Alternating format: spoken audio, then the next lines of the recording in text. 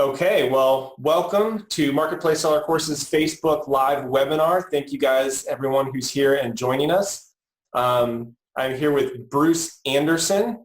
He is the e-commerce director for enforcement for eEnforce, as well as a co-founder for Cyber Investigation Services. And today we're going to be talking about specifically how to stop unauthorized sellers and counterfeiters and MAP violators from basically abusing your account on Amazon or ruining your brand's reputation, really. And so we'll go ahead and get started. If you have comments or questions, you can put them in the Facebook comments on our page, or you can also enter them in the chat section here on Zoom on our live webinar platform. And of course, if you're unable to attend the whole thing, that's not a problem.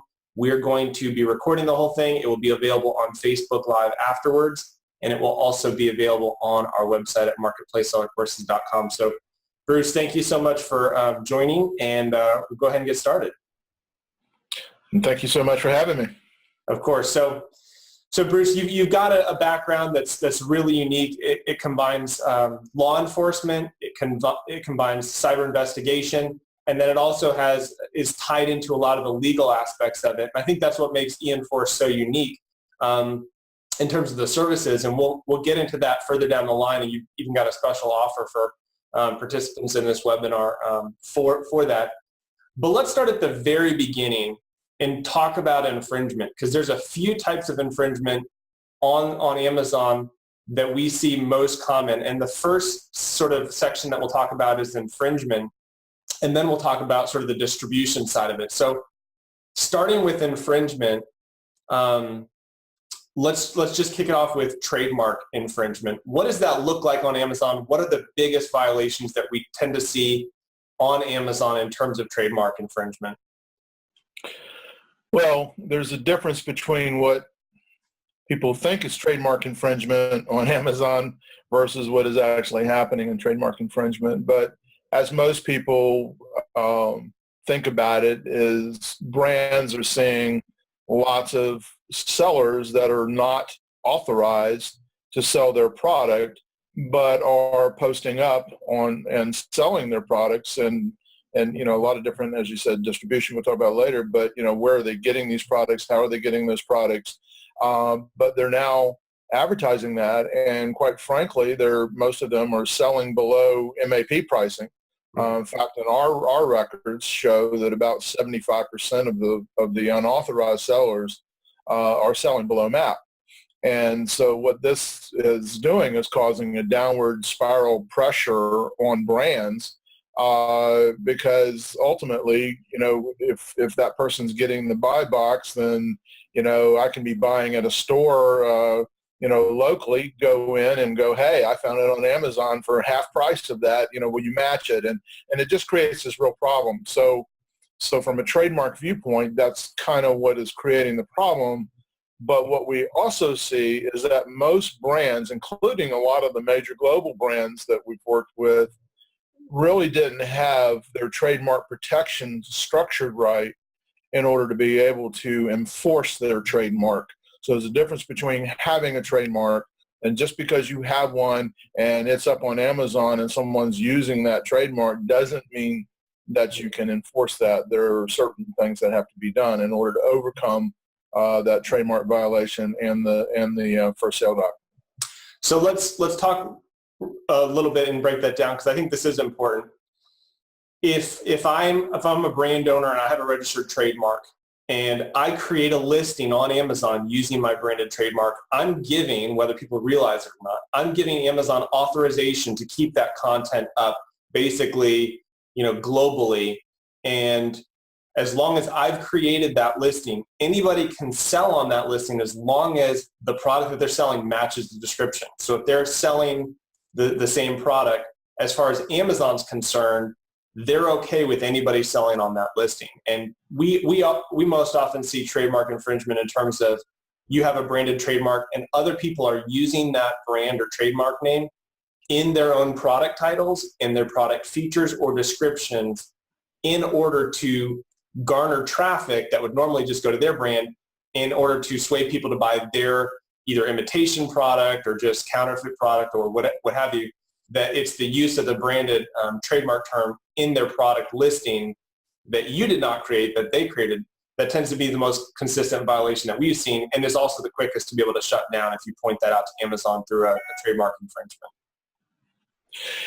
Yeah, and what we have found, though, enforcing in that method, at least for us and what we've done over the years now, is that the biggest fight that everybody will have is the first sale doctrine. So it says, yeah, they might be using the trademark, but nevertheless is that they've bought that product, and I can go to Walmart and buy 10 cases of anything and go put it on Amazon or eBay and sell it for a penny, and I've done nothing wrong unless brands have protected themselves against that type of thing.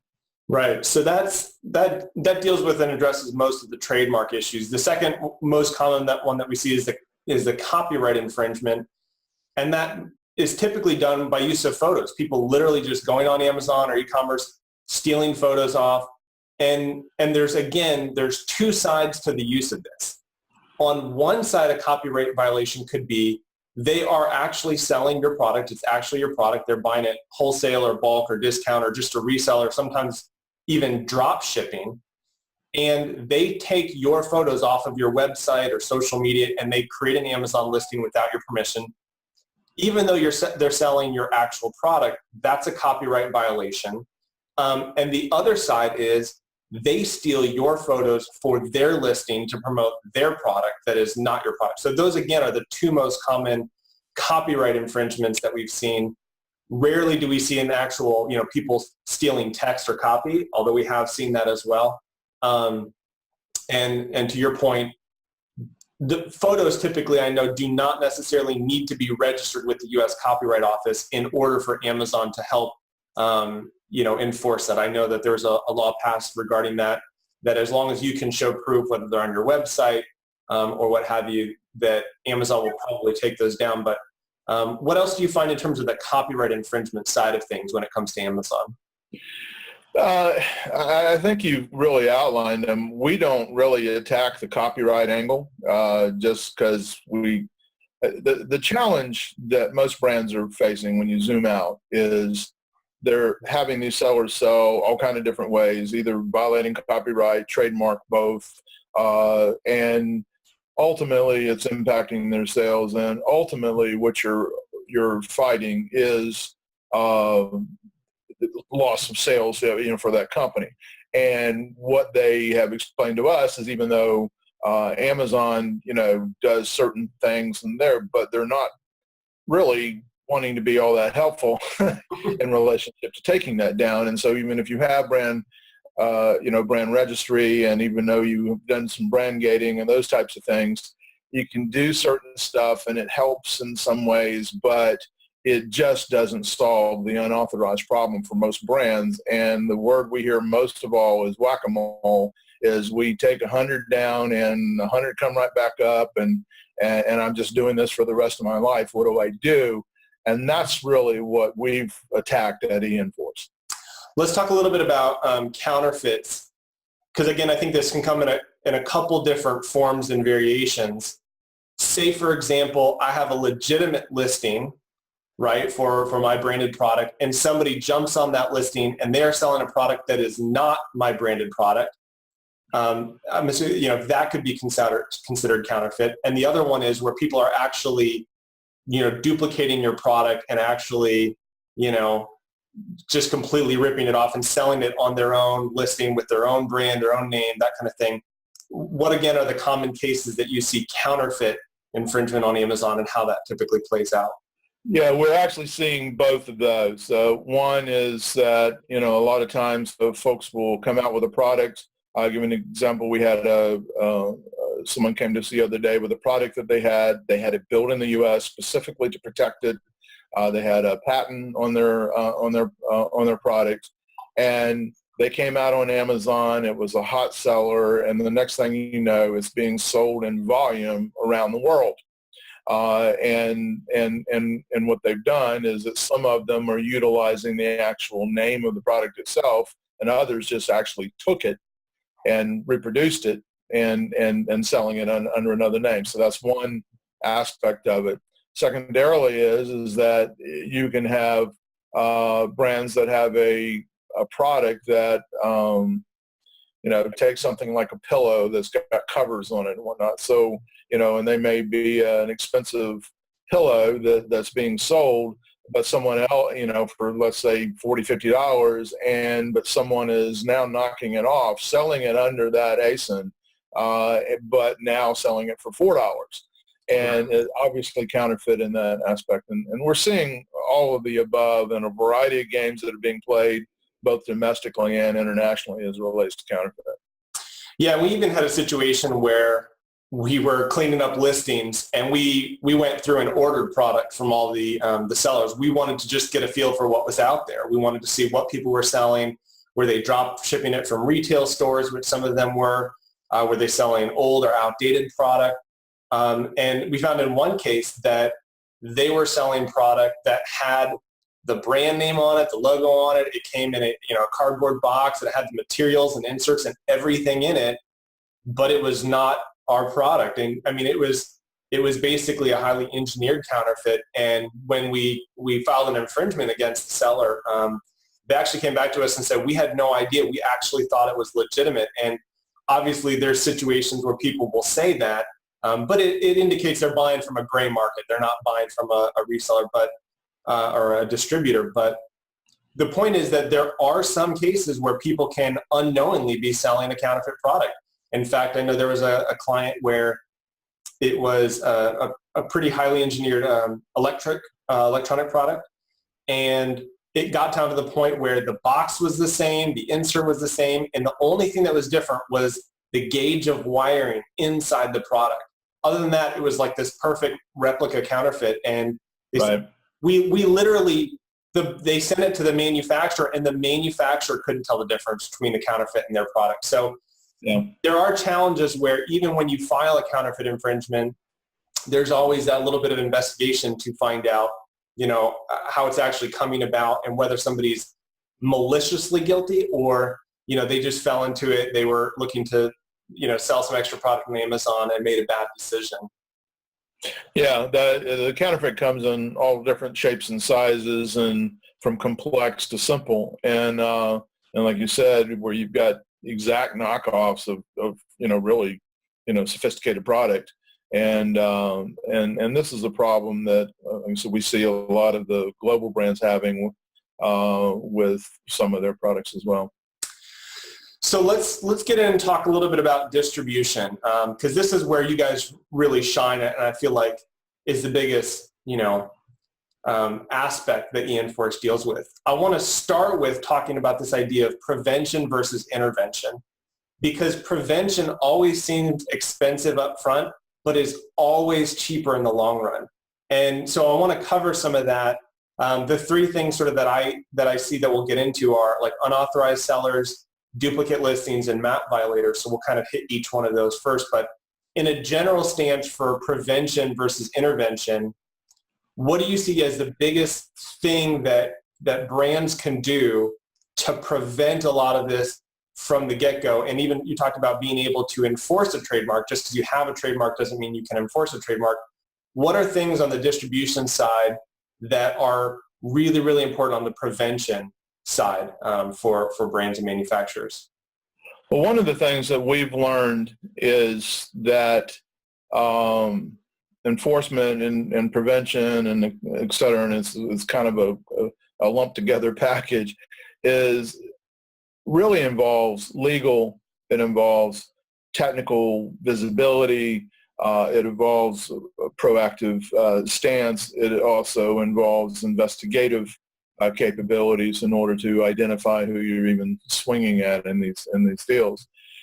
What we have, so one of the biggest challenges that we find with a lot of companies that we work with, regardless of size, is that they have not stepped through the right legal steps in order to be able to enforce their trademark. And I just want to make a disclaimer here. We're not attorneys and we don't practice law, and we work with top 200 law firms. And so we go through a lot of this. First thing, you got to have a trademark. Second thing is you got to show that someone's violating that, that trademark or is actually using that trademark. And the third thing that has to happen is that you have to show that there is confusion being made in the marketplace.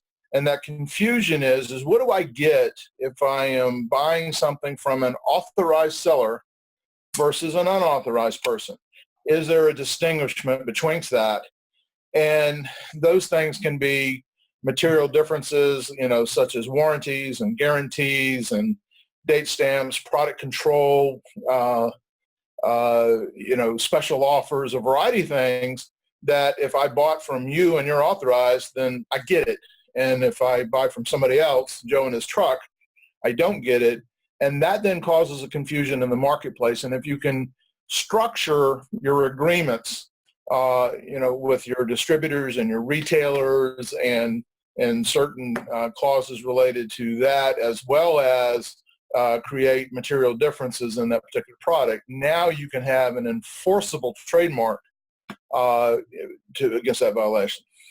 Right. So it's about having that infrastructure set up before you get to the problem, because once you have 50 people, knocking off your product or reselling on Amazon, you're already in the weeds. You're way past the prevention side. At this point, it's having to go back and do cleanup. So, again, I know that I've read some really good articles on making sure that you not only have an agreement with your distributor, but also with the resellers that the distributor sells to. Again, I don't do distribution law, but the idea that you would have the ability to actually approve every reseller before you sell to them. And we do, some aspects where if somebody's that we're selling to has an Amazon account, we want to know what their Amazon seller ID is so that we can always track that in the future and know that this is one of the people that we're selling to, because trying to go back and find it later can be, impossible in some circumstances. But we'll get to some solutions in a minute regarding that. Let's talk about duplicate listings, because this is a problem that we see all the time, even in some cases with authorized resellers, that even if they're an authorized reseller, they're creating a duplicate listing. And what this does for a brand is it hurts your brand and it hurts your sales. And I'll explain two ways that happens. The first is if I have my primary product and my primary product listing, I will have invested a significant amount of time, energy, and money to optimize that listing so that it has the best brand appearance, the copy's good, the lifestyle photos. Now you can do enhanced brand content and so forth. If somebody creates a duplicate listing, they are most likely putting far less time, energy, and effort into that. So it's going to be subpar. It's going to be old photos, low resolution, low copy. And if somebody comes across their listing before yours, it gives a very bad brand impression.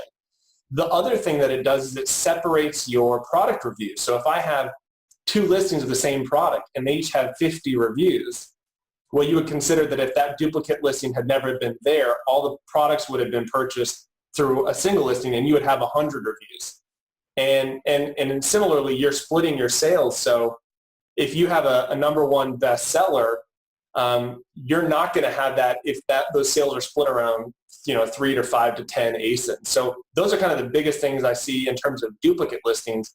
What are some of the things that you guys see most often with that when you are enforcing on Amazon or eBay or some of the other marketplaces? I think you've outlined it perfectly. There's different things that brands are impacted by. One of them is obviously loss of sales and loss of money in what they're doing, as well as, disgruntled distributors and retailers. But the other piece of this is their customer base. And if you're getting, so now you can start to tarnish a reputation that, some companies have spent the last 50 years building.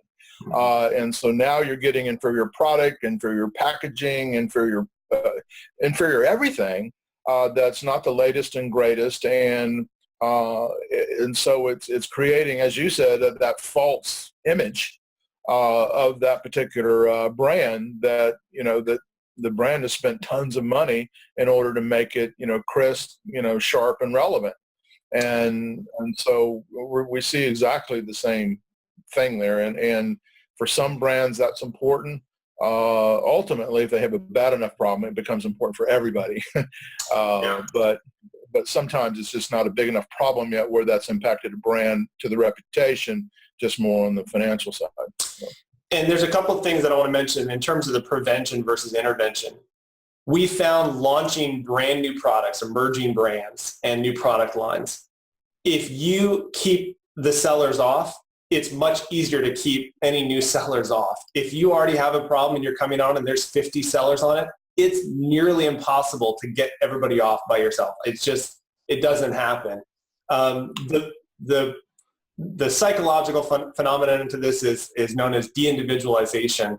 And it's the whole concept that in a riot, people will walk up to a store and throw a brick through it and go in and grab a bunch of stuff, but it's because they feel like there's a bunch of other people doing it and they're not going to get caught. There's no, personal identification. Whereas normal person would not walk down the street and just randomly pick up a brick and toss it through a window. So the idea is that if you have one person on a listing who's violating MAP, it's much easier to call that person out and hold some accountability, as opposed to if you have 20 people violating MAP, because I've gotten email responses. They'll say, hey, well, so-and-so's doing it and I'm losing the buy box to them and these other people are doing it. So why should I comply? Because I'm not the only one and it's hurting my sales, on that side of things. Well, you bring up a good point, is that the earlier on that you can adopt this as a strategy of gaining control over your unauthorized sellers is really important, because it's kind of like crabgrass. You get a brand there and it grows a little bit, not too bad, and then it goes a little more and you still don't feel like weeding, and the next thing you know, you got a lawn full of it. And that's exactly what we see happening in the unauthorized sellers. But if you start early, it's much easier to manage. It's less costly to manage for brands. And we also see a lot of, we have both brands that are mature brands, but now are rolling out with a whole new product line. And so the sooner that we can now go after that product line early on, it does a couple of things. One, it puts people in notice that they're enforcing that. And secondarily is we take different tacks to understand where is the distribution leakage early on. And so where we may wait a while before we actually do investigations of an individual, identify them, et cetera, because of the way our system works. But in that scenario, in a rollout, we may reverse that and we do a heavy investigation early on so we can cut the distribution leakages off at the pass. Yeah, so there's a couple comments on that. One is really small brands with just a couple products. And we've seen brands that are brand new, mom and pop, gourmet food companies or solo inventors. And they're shocked to find that people are already knocking off and creating duplicate listings. Like, you do not have to be a huge brand. We have a woman who sells a gourmet, sauce product. And I was doing some research and I'm like, you have like all, 3 or 4 different resellers selling, duplicate listings. They're just selling multi-packs of your product or that sort of thing. And so it's not just a big brand product or a big brand problem. Along with that, a lot of even bigger sellers, they're not even aware it's happening. And so a colleague of mine was working with his business partner, and they were helping a client. And they said, what are you going to do about the infringement that's happening? They go, I don't have an infringement problem. Nobody's knocking anything off. And they immediately sent them like 10 listings that were all duplicate knockoffs of their product. It was like, oh my gosh, they didn't even know they had a problem. Right. So that sort of, lack of awareness or ignorance, like if you're, ignorance is bliss, except when it's not on e-commerce on Amazon, then it's a problem. Well, we see the similar thing is that where folks are so focused on Amazon that they've never looked at eBay. And when they look at and then when they go over to eBay and realize that their eBay problem is 3 times the size of their Amazon problem, they go, wow, and had no idea that even existed. And that's going to be part of the special offer that we'll share at the end of the webinar. But, the third point that I want to make that's right in line with this, why it's so important to have distribution enforcement early on, is product reviews are gold on Amazon, verified product reviews. But if you have somebody who's selling a product on your listing and there's a problem with it, either it's an outright counterfeit, or it just hasn't been handled well, it hasn't been stored well, it's past the expiration date, it's an older version, whatever the case may be. If a customer purchases from that seller and then leaves an Amazon verified purchase review, it's almost impossible to get that review removed. So for us, it's much easier to shut down another seller's listing if it's a counterfeit or a trademark infringement. But to protect your own listings from unauthorized sellers because of the negative product reviews, that has a huge impact. And I think is actually one of the most important parts that's often not discussed as much, because it has a huge long-term component to it, especially in terms of product sales for that particular listing. No, that's true. And one of the components of our enforcement system is we actually monitor what's happening on reviews and pricing, and there's several indicators that will also flag that someone's potentially counterfeiting with that, and so you get to see, it's a different way of flagging bad stuff, and we also have that built in. So let's talk a little bit about MAP violation, and then we're going to get into some of the what sellers and brands can do to sort of prevent and clean this up.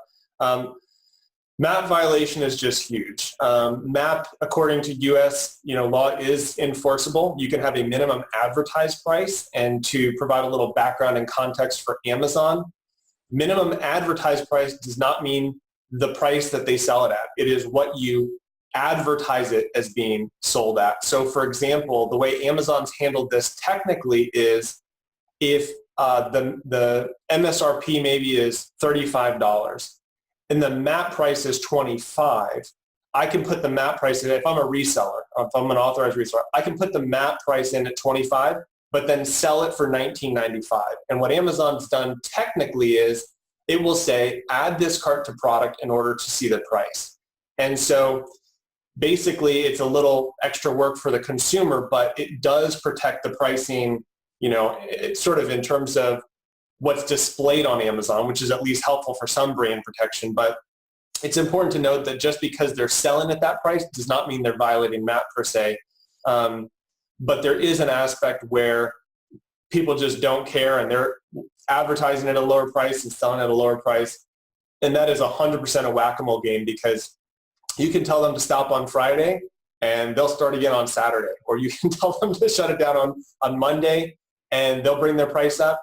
And, immediately within days or hours, they're right back to violating MAP again. No, absolutely. And what we're hearing from the brands these days is their biggest concern is not so much MAP or authorized. For the most part, people are playing fair with that.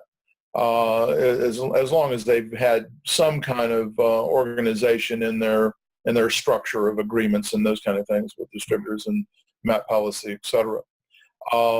And there's tons of other folks out there that do MAP monitoring and blah, blah, blah, and that's really not what our focus is, even though we've got the ability of doing it.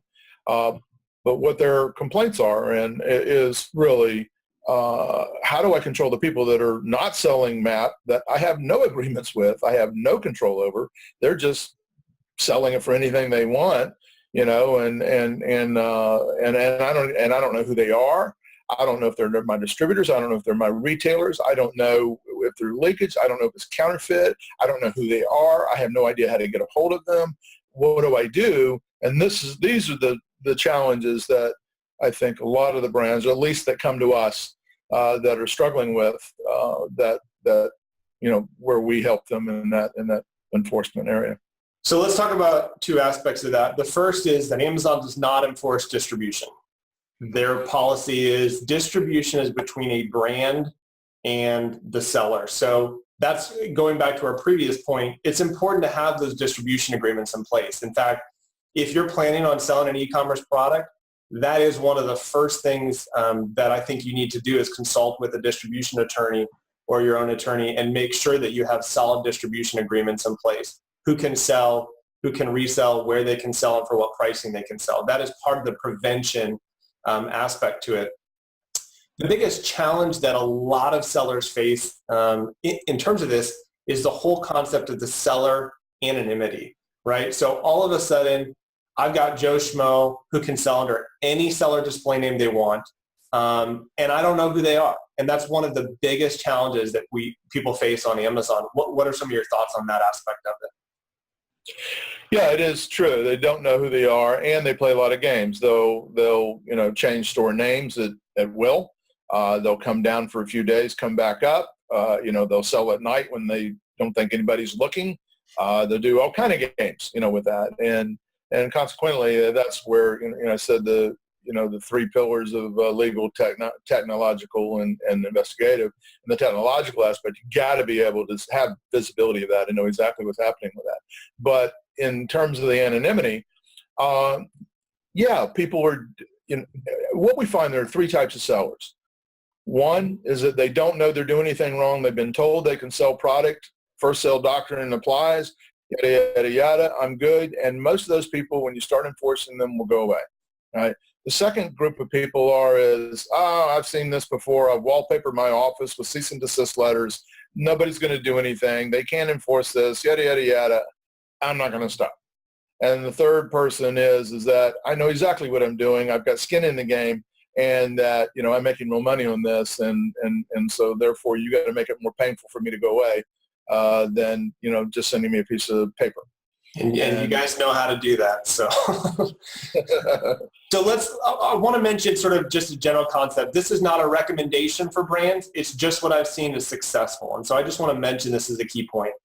The brands that I've seen be most successful on Amazon in terms of this whole aspect of distribution enforcement and infringement tend to be the sole seller of their products, or they have selected and identified and given brand registry to a sole reseller that will allow them to do everything from listing the listings properly, optimizing the listings properly, adding enhanced brand content, and then monitoring the marketplace. So again, I'm not making a recommendation. I'm just saying from my experience, it's much easier if you have a single seller on that listing, that if you have one person pop on, we'll send them a message, and typically they'll say, no problem, and they'll jump off. A lot of people are just drop shippers. The price is higher. They're never going to win the buy box.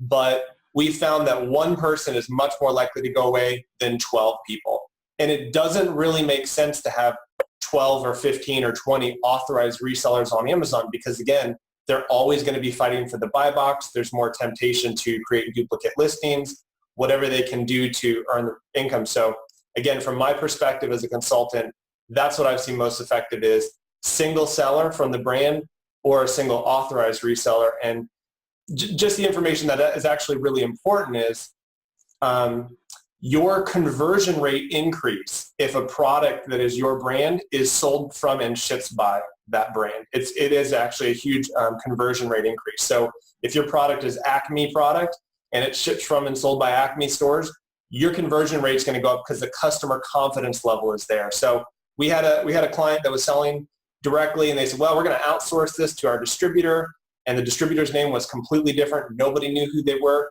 They had made some other mistakes, but they did see a significant drop off in sales just because it was no longer sold from the trusted brand name. Yeah, no, that makes total sense. We would agree with that.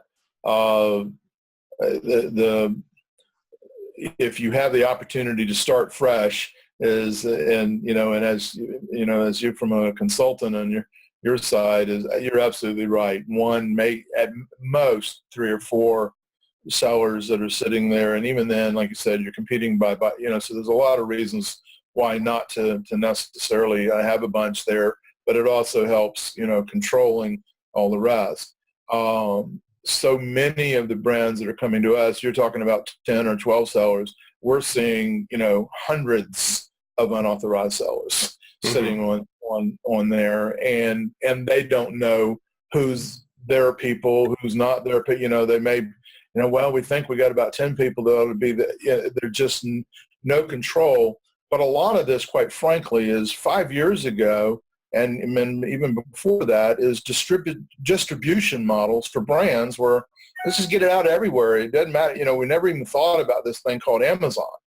Mm-hmm. That, because it used to be, if I get 10 boxes of something, I sold it to my grandmother, my uncle, and, and their friends, and I'm out, right? But if I now on Amazon, the rest of the world sees it, and now it becomes very competitive, and it's a whole different game today that the distribution models of yesterday are not designed for today in an Amazon world.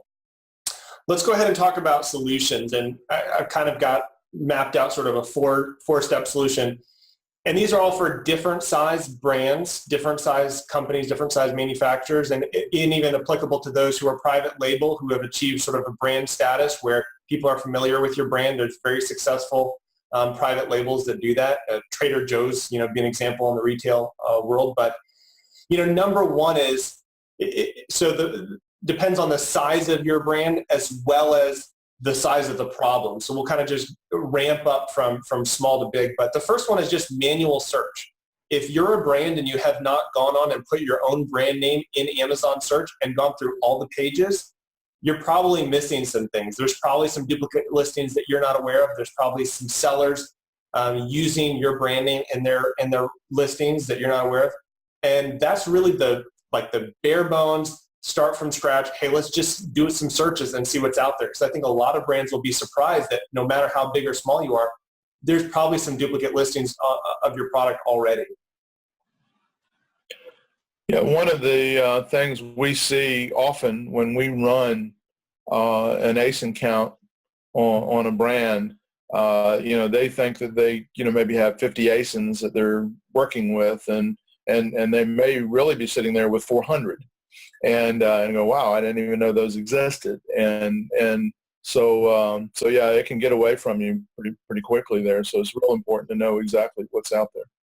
So step two is, if you're a brand, you have brand registry 2.0, which, as everybody knows at this point, you need a registered trademark. So it's required a registered trademark to get brand registry 2.0 now. They do have a really neat tool that you can use where you can put in your trademark name and it will actually search all ASINs that have that trademark in it. Whereas opposed, if you're just doing a search on the Amazon.com search page, it's going to be more limited. But using their back-end tool, we found it'll pull up old listings, for example, ones that have been archived that aren't active, but it gives you an indication of the problem.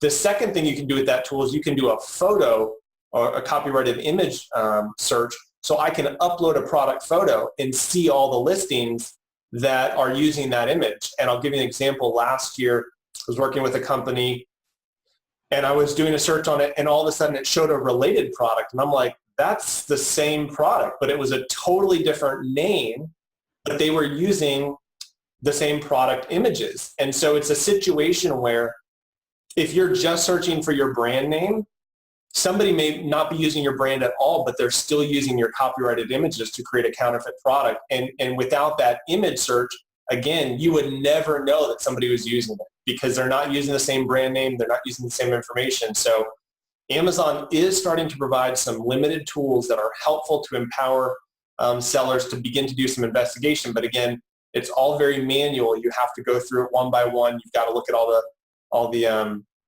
sellers and so forth. So any thoughts on that in terms of some elementary tools that Amazon's providing?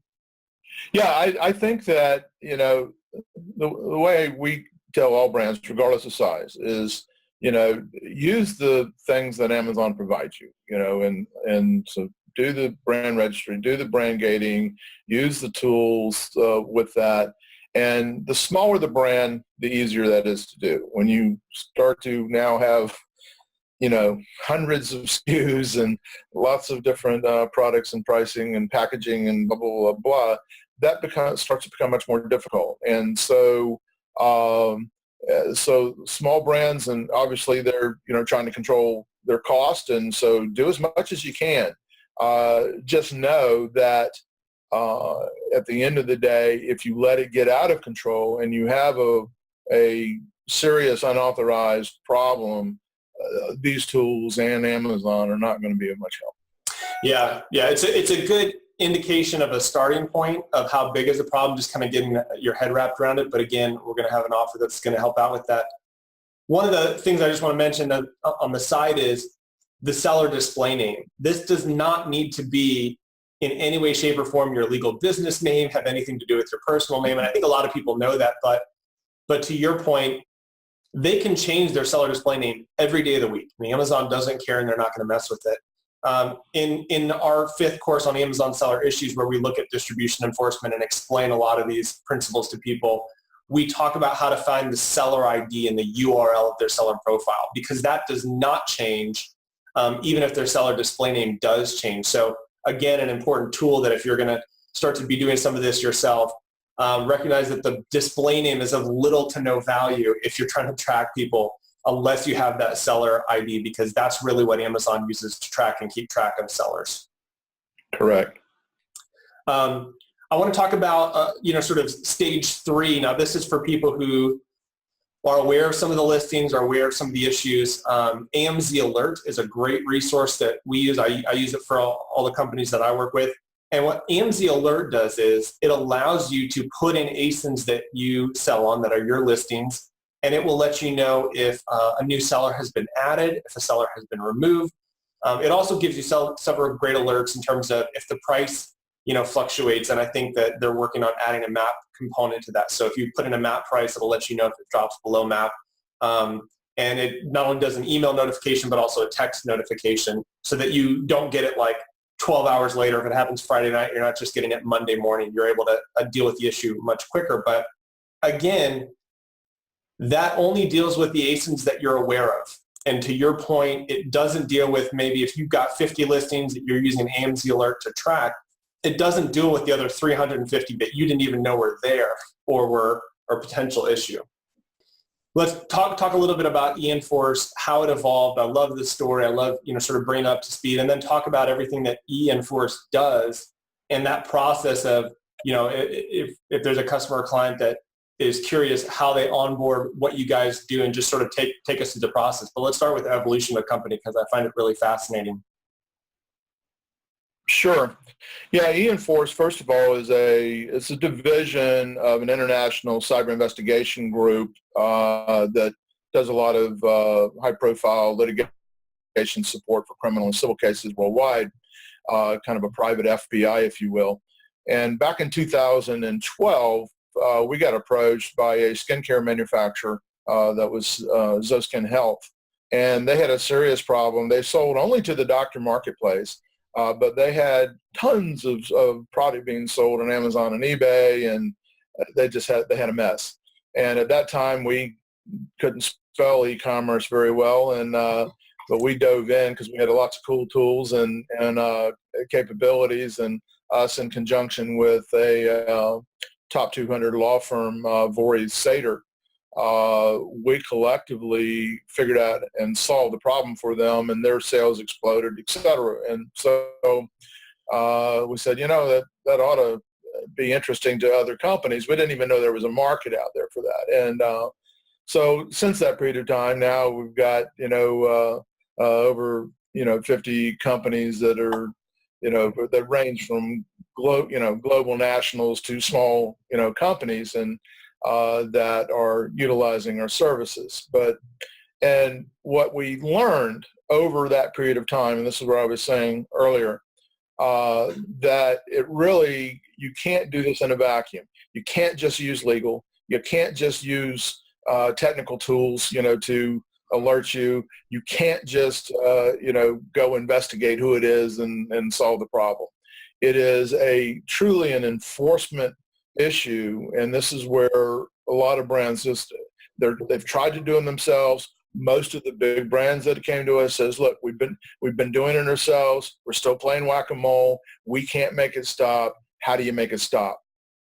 So the very first piece of that is what we've already talked about, is that you have to have the legal standing in order to be able to enforce your trademark, utmost and foremost. Secondarily is then having the visibility. And what we've done over the years. We have our own proprietary software. So we're able to see the entire ecosystem of Amazon and eBay. How many sellers are there, authorized or unauthorized? What price points are they selling? How many SKUs or ASINs are sitting there? Do they change their store names? Do they pop back up? Do they sell it off times? All of that information, we have complete visibility of that. And we have deliverability to be able to send notifications directly to the sellers. And so a lot of other people that had tried enforcement had tried doing it through Amazon and working with it, and it's just nothing. It's just a mess. And consequently, what we realized is that the way to do it is to go after the seller. And so the second thing is that a firm adopting the attitude of a zero tolerance policy. And that zero tolerance policy says is that we're going to enforce our brand, we're going to enforce our reputation, our pricing, and control that. And so the first thing that we do is we go out with a well-written legal cease and desist, that's not just the general run-of-the-mill stuff you see from most attorneys there, that goes out and says, look, you're in violation, stop. And that goes to everybody in the entire ecosystem. And then secondarily is that the next day, anybody new that comes in, so you can imagine if you're a new seller and you're selling somebody's product, and the very next day when you just put up your product and you get a notification from a big company that says, hey, you're in violation, stop. It's unnerving for a lot of people. And again, a lot of people don't know that they're doing anything wrong, that they can't do that. There's a lot of people teaching that they can. And so therefore, you've got that person. But then our system automatically tracks in volume. And again, as you mentioned earlier, a small brand, when you got onesie twosies that you're dealing, yeah, you can do that for yourself. When you've got hundreds of sellers and issues and products and that are all interweaving, it becomes a very difficult challenge to be able to manage that. And so what we're able to see is, did they comply? Did they come down? And if they didn't comply, we graduate then a more forceful letter that goes to them and saying, hey, you're still in violation. You need to come down and do this. Or if they change their store name, says, hey, we saw that, you changed your store name, you're still in violation, you need to come down. So now it gives the impression, well, golly, they're watching everything I'm doing, here on Amazon. And so consequently, we just keep that pressure up. What we find is about 40 to 70% of these sellers will go away with that constant pressure. Because they now believe, and it's all about the credibility of, are you really going to enforce this? Do you really mean this? And do you have the capability of enforcing it? Yeah. And if people understand that and believe that, then they will comply. The people that then are left over are those folks, as I said earlier, that are, I've gotten cease and desist before, and I've wallpapered my walls, with that, and let them come after me. They don't even know who I am. Right? Or the guys that are, saying, hey, I've got real skin in the game, come after me because I'm making a lot of money at this. So our next step is, this is where the cyber side of our world comes in, is we have the ability to now go out and identify who those people are. I mean, we have law enforcement grade databases. We have all kind of cool cyber tools and a variety of ways that we identify these people. And oh yeah, by the way, even the benefit of that constant pressure on the other is what we're finding is even a lot of the FBA sellers, okay, will wind up going away because of the aggravation of that constant pressure of what they're having to do and do that. And henceforth, and we built this whole model so that you didn't have to spend a ton of money on legal. That was the whole purpose of this, because a lot of companies were just spending a lot of money on legal to try to enforce this, and they were still playing whack-a-mole. But once we identify that person, now we go back to them and it says, hey, John Tummel, we know who you are. We know where you live. We have a social security number. We know you've been doing this. We've told you twice to stop. Stop, or else we're coming after you and we're going to file a federal trademark lawsuit against you. A certain number of those people will fall off. from there. The ones that do not, then what we do with the brand, depending upon who's there, what volume, there's just a lot of choices that happen there with us working with the brand, because we're kind of like a bolt-on enforcement group for them. We'll then say, okay, let's take these next steps and graduate that enforcement on the person that we know. All the way to the last part of that enforcement is where we will send out a draft legal notice or draft complaint that is made out in their name and their exact deal, and says, look, now you have to do two things. You have to stop like we told you to, and you have to tell us where you're getting your product. And if you don't, we'll file a federal trademark lawsuit. And almost invariably, 99.99% of the time, people have lawyered up, and the lawyers say, you do not want this fight. Okay? And that's why it's so critical to have all the pieces together, where you've got the ability to enforce, you've got the constant pressure and the image that you will enforce your brand, and at the end of the day is the ability to identify them and go after them if they don't want to comply further from there. And that's kind of the gist. Yeah, it reminds me so much of the CBS show Hunted that I watched last season. And, it's this whole idea, you got this whole team of people, and you've got cyber and technical and legal and the law enforcement, components all coming together. But in all seriousness, that is what you have done. And a lot of companies only do one side. They only handle the legal side, or they only handle the monitoring. Well, the monitoring is great, but it doesn't work without the legal side. Well, then you can have the legal team send letters, but if you don't have the investigative side, you still don't know who the people are. And you told me a remarkable statistic that the number of sellers that you can find out who they are, in addition to the fact that a lot of the unscrupulous sellers who are doing this show up on tons of product. I mean, they're on thousands of products. So we'll see the same sellers on two completely different product lines from completely different brands, and they're still sort of a pain in the neck on both sides. And you guys have a percentage of people that you're actually able to A, identify, or B, you most likely may already have them in your database and have identified them and know exactly who they are and what their actual, physical location or address or information is. Yeah, that's exactly right. And that database just continues to grow. Every person we ID in our entire system with that is recorded, kept, and followed, and ultimately, ideally, you could take an entire industry group, go out and identify everybody that's selling in that particular industry group, and do that, and you could make a significant impact on that. So. I want to handle one more thing, and then we've got a handful of questions. So we'll get to those in just a second. I want to address all those. The last component is, this is actually something that you can quantify and qualify. So people go, well, I don't know how big the problem is. And when I did this manually, and I'll have to say, it took me 3.5 months, and there's still a couple sellers left that we can't identify. There's still a couple extra listings that we haven't been able to shut down. Like, there's a couple extra things that, it just won't go away. It is a very manual, time-consuming process, and it is incredibly tedious.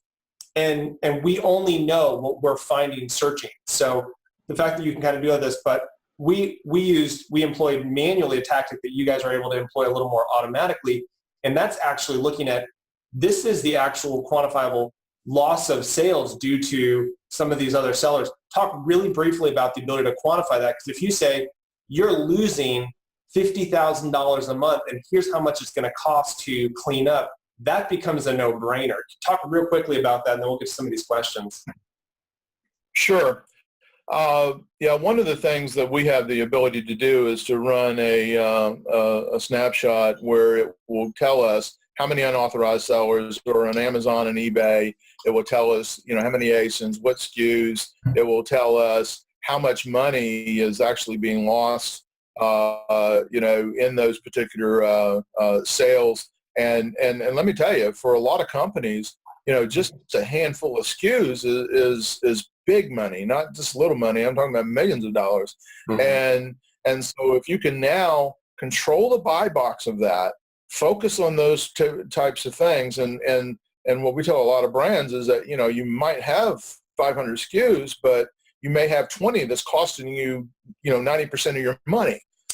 maybe let's focus on those 20, and go after that and eliminate that. And so anyhow, so we do have the ability to quantify how much money is being done, and the way that we, the way we do that is we factor in, we figure that basically if you get buy box, you get about 84%, of the sales.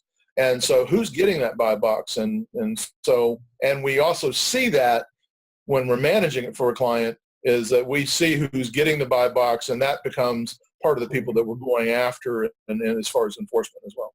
So yeah, I want to do a quick pitch for that, and then we'll get to the questions. If you want to set up a consultation with eEnforce and get the special offer, which is that Amazon and eBay snapshot to get an idea of how many listings, how many sellers, there's a link in the Facebook link. There's also going to be a link in the webinar email, and it'll also be in a follow-up as well, that you can set up a consultation to get that offer. Let's go ahead and address some of these questions. So the first question is, to be clear, you're saying that we can make ourselves the only authorized dealer if we have the legal trademarks. That's sort of an open-ended question, but go ahead and let's see if we can address that a little bit. Okay. That, if I understand the question right, is that the first thing is that if you're selling a brand, you need to go trademark it and register that with the trademark office, and so that is indeed registered. So yes, and then secondarily, to your point, the lesser of the people that you allow to sell on Amazon, the better. That is controlled by who gets to sell.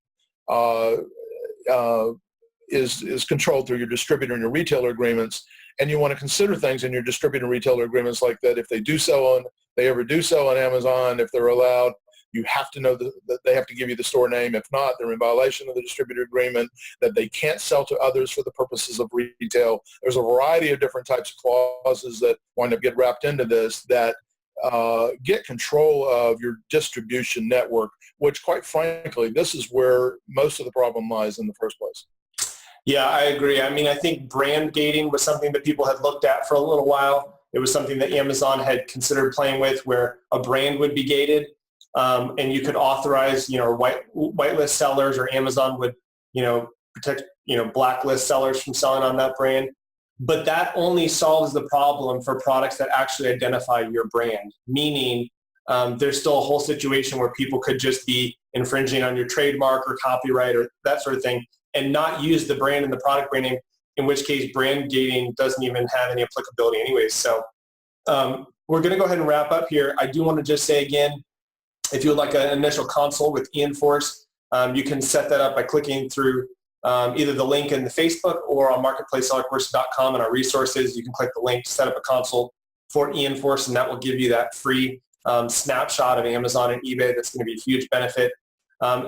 Also, for Marketplace Seller Courses, if you haven't already checked out the website or subscribed to our email list, you can go do that at marketplacesellercourses.com. And our course, Amazon Seller Issues, which is course number 5, really talks about a lot of the trademark, copyright aspects, as well as distribution enforcement. We've got a 20% off coupon right now. Again, that's in the webinar link or on Facebook, and that will be good for the next few days. So if you'd like to get 20% off the entire package, you can do that. Again, it allows you to go through the whole course, and it covers everything from optimizing your listings to setting up distribution to making sure that you are getting the best out of Amazon and making the most of that opportunity. So I want to thank everybody for joining us today, and Bruce, thank you again. Any other thoughts or words as we finish up the webinar? No, I think we've covered it. I appreciate you having me. Great. Well, thank you so much, and everybody else. Again, this will be available on our website. Of course, if you want to get updates, you can subscribe at marketplacesellercourses.com, like us on Facebook, and the most important thing is, of course, if you enjoyed this webinar, we would ask that you share it with anybody that you know that would be able to benefit from it. So again, thank you so much, and wish you a great day.